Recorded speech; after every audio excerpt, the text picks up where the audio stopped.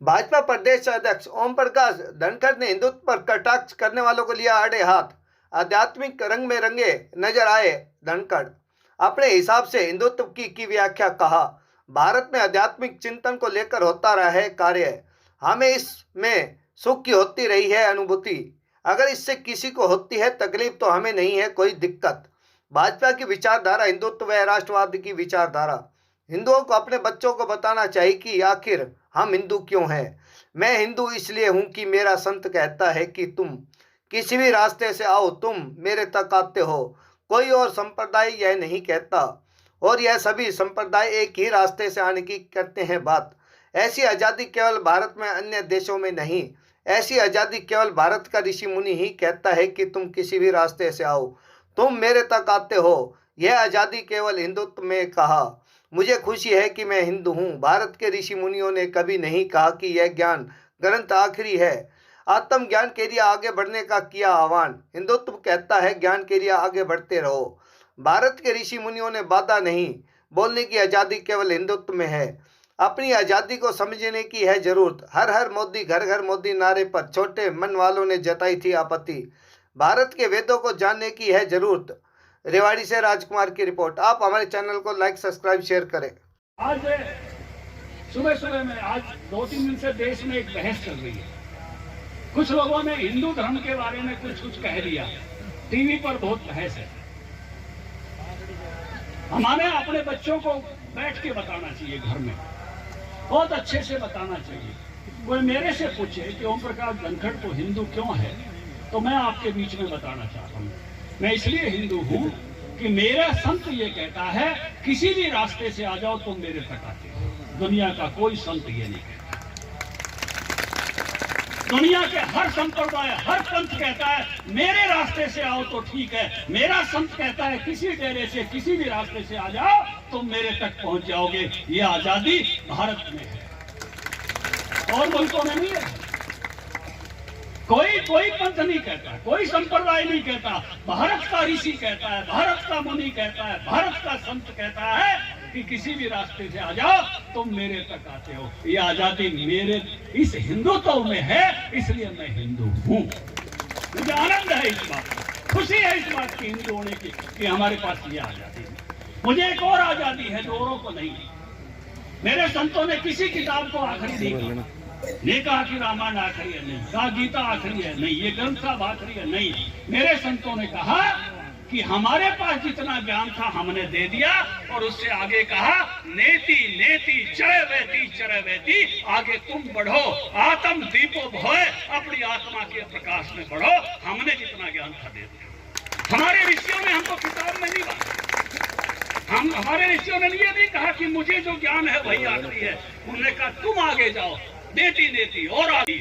कबीर भी आखिर में कहता है काश है कहूं और किसे सुनाऊं, मन में समझ रह जाए।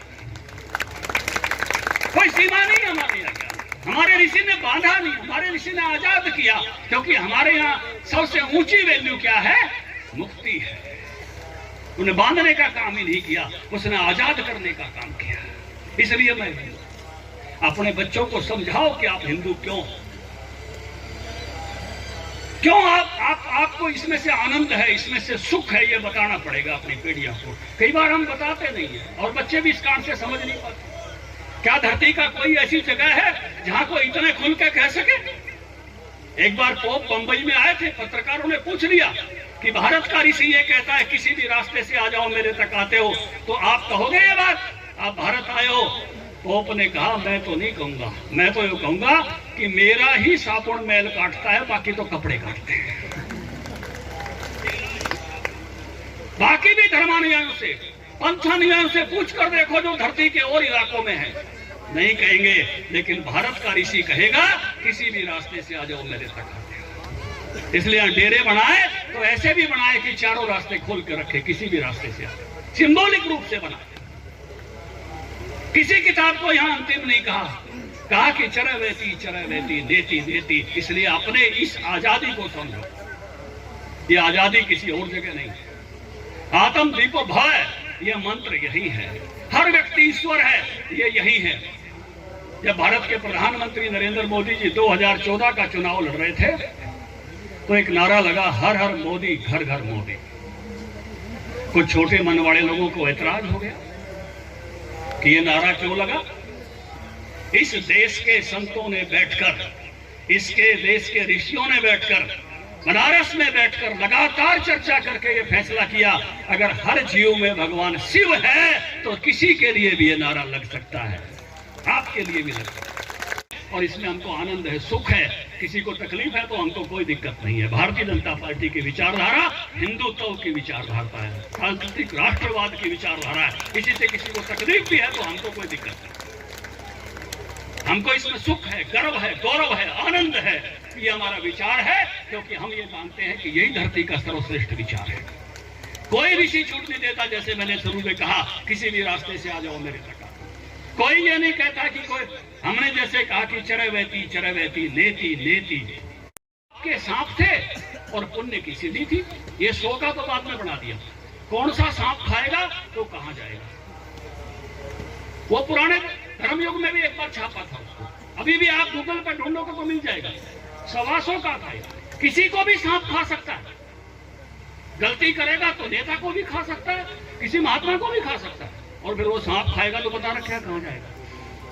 इसलिए 2-4 को सांप खा गया तो सबको मत मानो। सीढ़ी भी यही लोग चढ़ रहे हैं। गुणों से बढ़ोगे तो सीढ़ियां चढ़ जाओगे, धैर्य से बढ़ोगे, संयम से बढ़ोगे, मधुर वाणी से बढ़ोगे, परिश्रम और पुरुषार्थ से बढ़ोगे। ये सबके लिए समान है। तो किसी भी पद पर कहीं तक भी गया, सबके लिए एक समान है। ये बंधन किसका है? किने बांध रखे? गैल ले रही है, पोता है, पड़ पड़ता है। यही बंधन, यो मन का बंधन। यो बंदी छोड़ कौन सा? यो बंदी यो है जो बोल रहे हो। छुड़वाना किसने? यो तुमने छुड़वाना। कृपा किनकी होनी है? संतों की होनी है, डेरे की।